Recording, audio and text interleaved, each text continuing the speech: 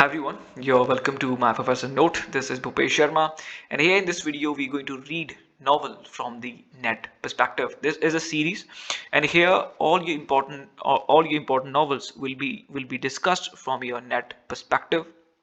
Each and every single novel we have thousands of novels, but only hundreds of them are the important one from where the questions are being formed for your set, gate, and net exams.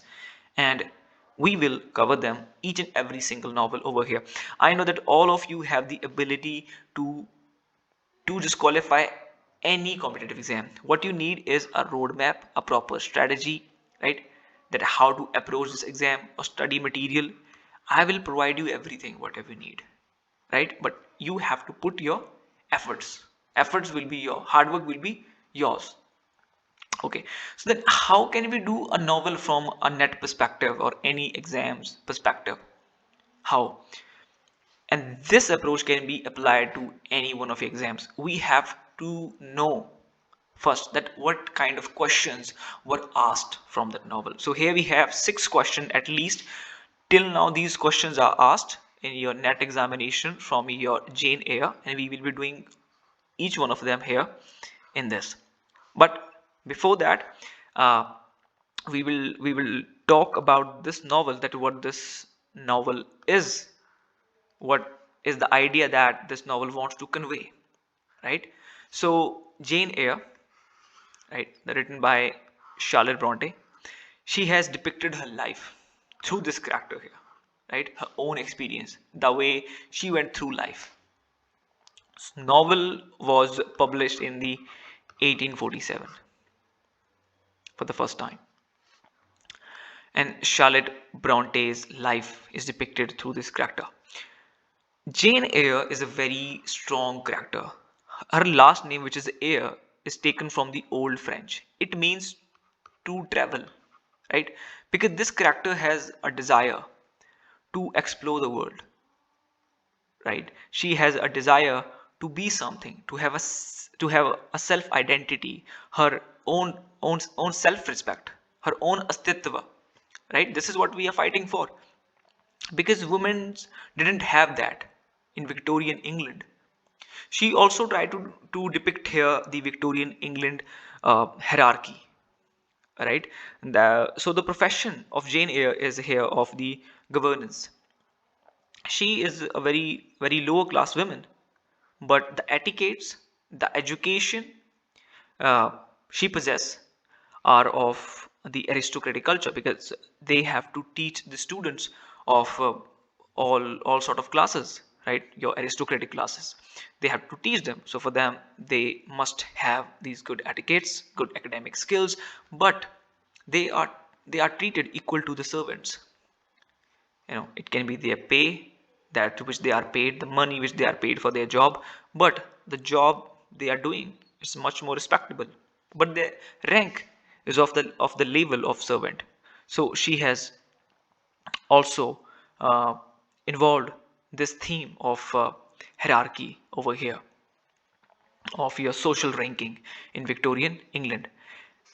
Jane Eyre is a gothic romance. What makes it a gothic romance? A few things which happened: the laughs and the cries of the Bertha Manson. The Bertha Mason. She's a woman, the first wife of the Mr. Rochester, with whom Jane Eyre later married.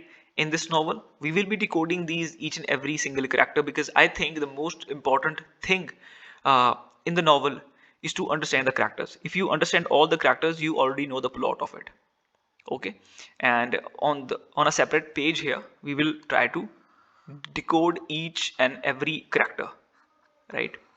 I have kept a separate page here, and here we will be decoding each and every. Here we will talk about all the important characters that we need to know, right? One is your Jane Eyre. We know Jane Eyre, right? So this novel opens with her imprisonment in the Red Room. In the Red Room, her imprisonment is the symbolic to her lower social class, which does not allow her to move freely in society. Red Room is a room where her uncle died, Mr. Reed. right? So now she is living with her aunt, Sarah Reed, and she does not treat her in a good way, in a proper manner, like the way a child should be treated. She always beat her for no reason sometimes, right? And her own children, Sarah Reed's children, teases her, do all kind of wrong things, and then implicate her for that, blame her for all those things, and then she's beaten and closed in the red room. And one day she faints, and then the Mr. Lloyd came, the apothecary. He came, and he suggested the idea that she must be sent to school, to escape this environment. He just wanted to help her. And then she is sent to the Lowood school, where the Mr. Brocklehurst, I think I'm pronouncing his name correctly, Brocklehurst. If it's not, so you can check on Google. So Mr. Brocklehurst is a very cruel person, right? But before leaving, Sarah reads. Uh, she told him that this girl, Jane Eyre, is deceitful, which he interpreted as that she is a liar, right? Like hiding something, deceit. If someone, a deceitful person, means they appear something different which they are not. So he interpreted that, hiding something, not telling the truth. She's a liar. And then she came to Lowood Institution. And now we are told her life over there. There she made two friends, Helen and Miss Temple. These two characters who helped her. So one day she dropped her slate by mistake, Jane Eyre, and then they made her to stand on a stool. And she was called a sinner and a liar. And then Miss Temple helped her. She defended her over there. And they became good friends. And after her schooling, her journey of governance started. Right? Her journey of governance started, and she came to Thornfield Hall. Right? There she was a governess, and her landlord, the master of the house where she was staying, is the your Rochester, with whom she married later. But before, on the day of marriage, she got to know that Mr. Rochester is already married to a lady. Rochester is already married to a woman called Bertha Mason, right? She's a mad lady, and she became mad only after her marriage. Now her character, the Bertha Mason character, uh, has influenced a lot of novels because she is closed in the attic. She is a mad woman, and Mr. Rochester have hired a person called the Grace Poole, like who takes care of her, and this character, that why she is there closed in the attic, has become a huge question for a lot of feminist, lot of feminist critiques. Uh, so one of the novel which is based on her character is the White Surgoose Sea, which is written by the Jane Race. Right there, she told her story. There, she told the story of the marriage of Rochester from her perspective. Right, and we will be discussing these questions because here in these questions which are mentioned over there, this is why I'm just telling you this, that it's a very very important character. And you must have heard about a book which is called the Mad Woman in the Attic, right? So she is the main inspiration for all these works.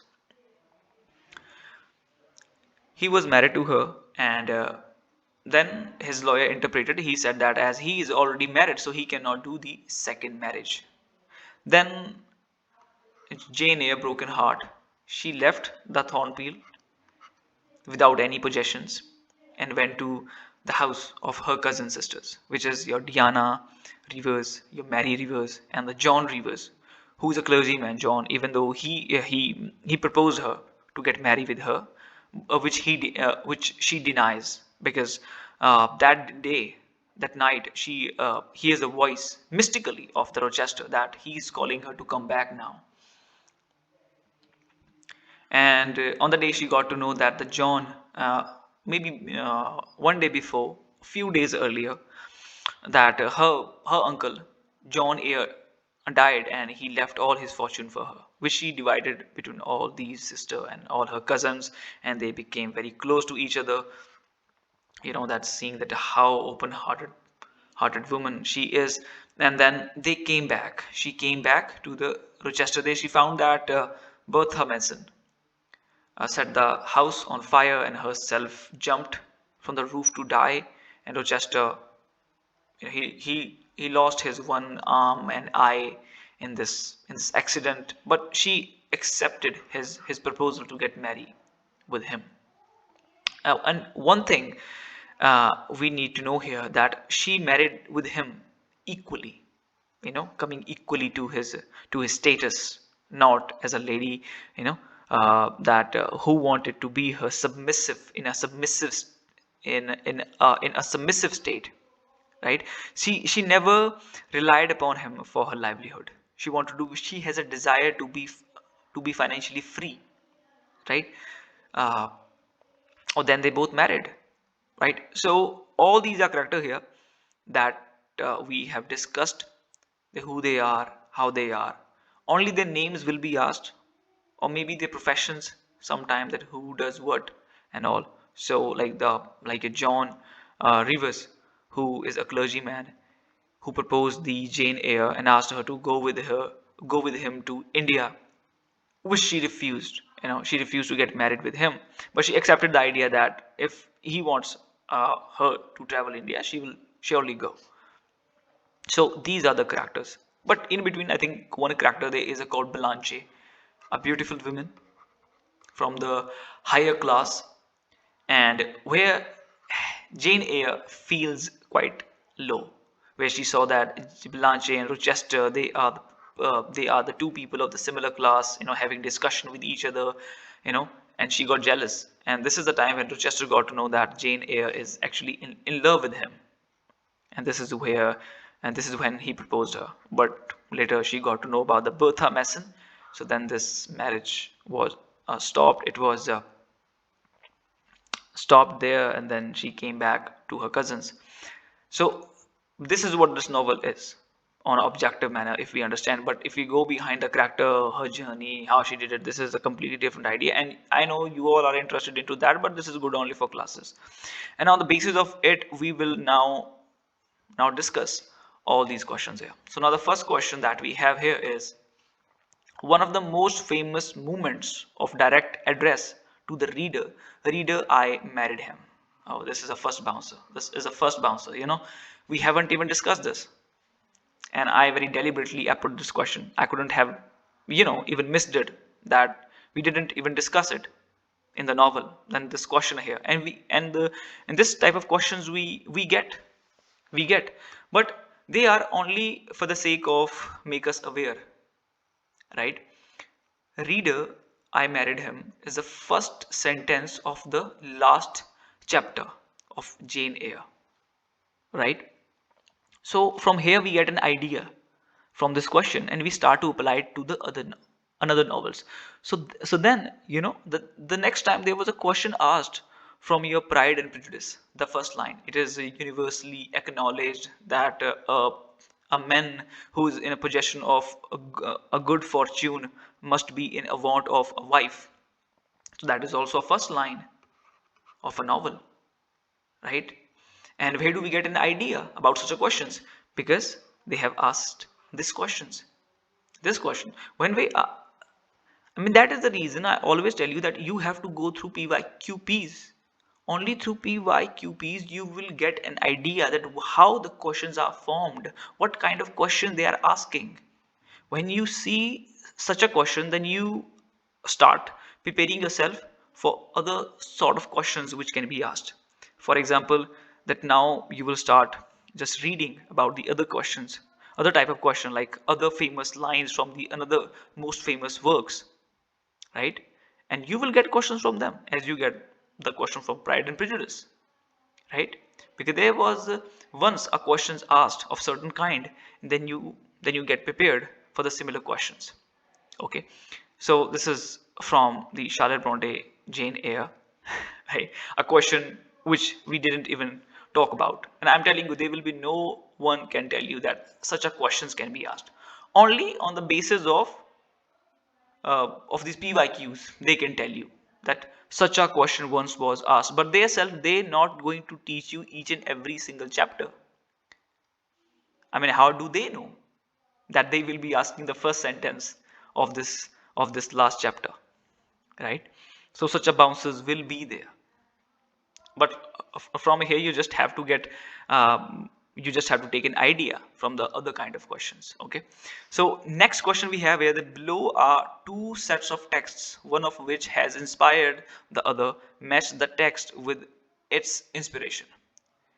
Carol Island, the Odyssey. Here we have to choose the two novels that which one has influenced the other, right? So here we have the Wide Surgu Sea, the novel which is told from the perspective of the Bertha Mason, you know, a person called Rochester who got married to her, take her to England, and there he closed her in the attic.